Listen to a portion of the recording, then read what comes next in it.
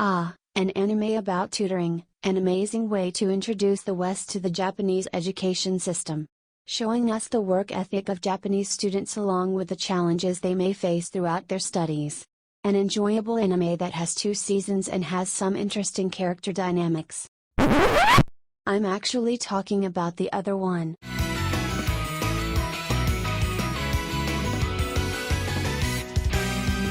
Tutoring anime has always been something that has always tickled my curiosity as, throughout junior high to university, I was always the student my peers would turn to for help.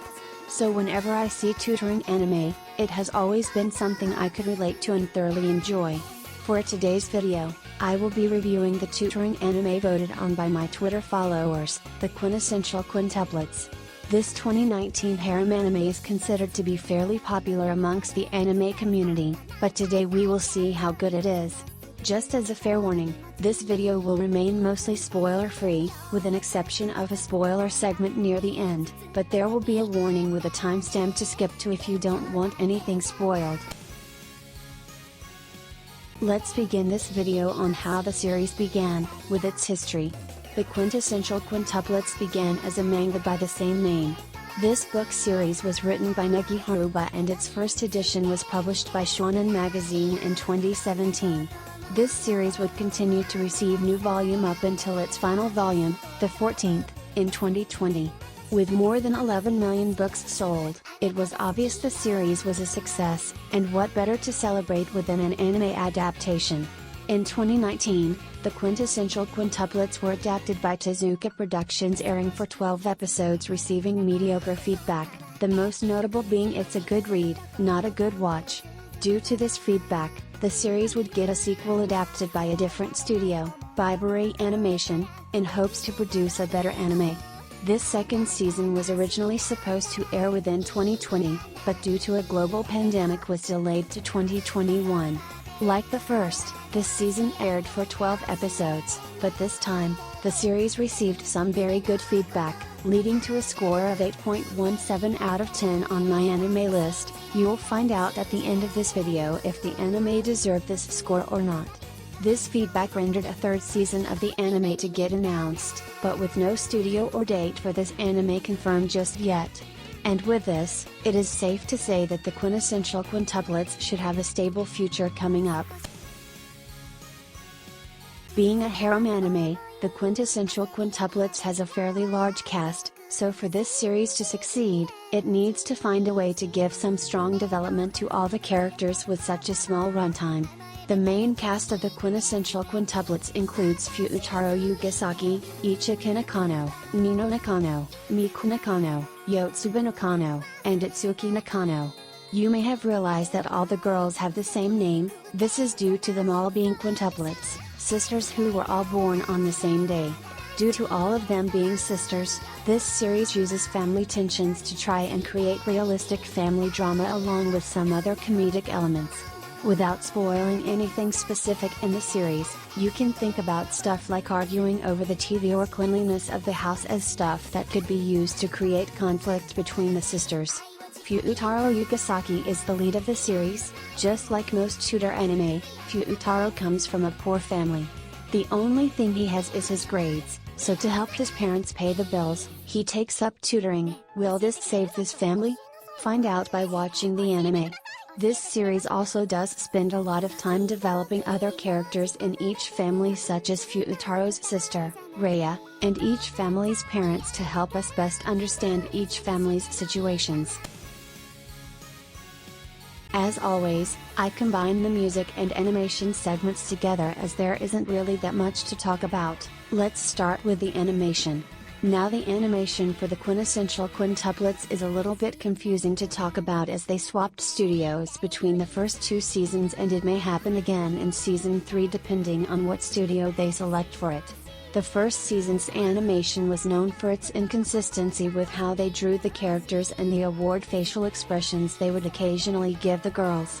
As for the second season, it was a huge step up from the first seasons. The characters looked a whole lot better and I personally liked the new color palette more. The only real complaint I have heard about the second season's animation was talk about a thigh nerf, but I personally didn't notice anything of the sort. Although I still wouldn't say it's the best animation I've ever seen, I still believe it's on the higher end for the winter 2021 season. As for the music of this series, I absolutely love it. Both its openings and one of its ending songs were sung by all 5 quintuplet voice actors. It adds something to the anime I don't believe we could get if sung by someone not who is barely involved in the anime. As for its ending not sung by the quintuplets, it was sung by Ayachida. Although it may not be someone from the cast, I still really love this song and was a little bit disappointed when I found out Aya was not singing the ending for season 2. All in all, I believe the Quintessential Quintuplets had some good animation depending on which season you talk about, and the music was really good too. The Quintessential Quintuplets takes on a story similar to other tutoring animes, such as its predecessor, We Never Learn. This genre of anime plot essentially boils down to poor guy needs money, but has high grades. Poor guy takes up tutoring for the money, but the people he tutors are all girls. These girls eventually fall in love with the tutor and he eventually starts to date one of the girls. Of course, the Quintessential Quintuplets does do some things to set it apart from the competition, such as a harem of just sisters, which is something I don't mind. The story does have a smooth transition between seasons, making it feel like little time has passed between seasons, although I do believe that after season 2's ending, this anime is going to drag on far longer than what it needs to. By the end of season 2, we already know who Futaro is going to marry, so I have no idea how they are going to drag that out for another 12 episodes. I personally hope that after the series will end after season 3, because if it doesn't, the series will be filled with too much filler, completely destroying everything which made this anime good. Alright, so it's time to get to the spoiler segment of this video. If you wish to avoid any spoilers, please go to the timestamp on screen or refer to the time cards in the description. The Quintessential Quintuplets from day one told us that Futaro will end up dating one of the sisters, but always does something to hide the answer from us. It began with making the bride look like all of the sisters and making all the girls hold this hand during the school trip, whilst continuing on to season 2 with the bell scene where all the girls looked like Itsuki, confusing anybody who may have forgotten about it. But with Detective Phoebe here, the winner is obvious. In season 2 episode 11, Yotsuba was confirmed to be Futaro's childhood friend, and in season 2 episode 12 the bride had orange hair. This obviously means that the bride is Yotsuba, and the third season isn't all that necessary since we already know who will win. I may also know because I might have checked the manga, but we don't talk about that. All in all, I am in high hopes season 3 doesn't get filled with filler, and I really hope we don't get a 4th season because that will kill the series. Considering the harem nature of the Quintessential Quintuplets, there are actually very few ecchi scenes, which is something I can appreciate.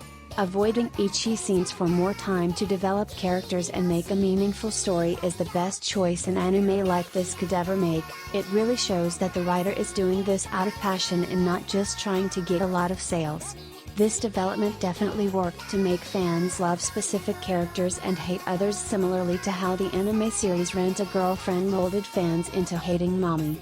This of course encourages fans to interact with the series, for example, arguing who the best girl is or who is going to win at the end, which is a good thing. Because the story is written in such a way to make fans have so much affection towards the girls, they made a good choice using cast-sung openings and endings. It's an extra detail the studio didn't have to do, but I can appreciate the effort and I believe it turned out perfectly. Considering all this information, I believe that the score the Quintessential Quintuplets deserve is a 8.5 out of 10.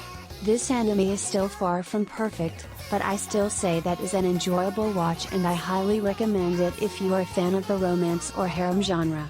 Reflecting back to its recent MyAnimeList score of 8.17 out of 10, I would say that's a fairly reasonable score. After all, I gave the series an 8 out of 10 on my MAL since you can't put decimal numbers on it.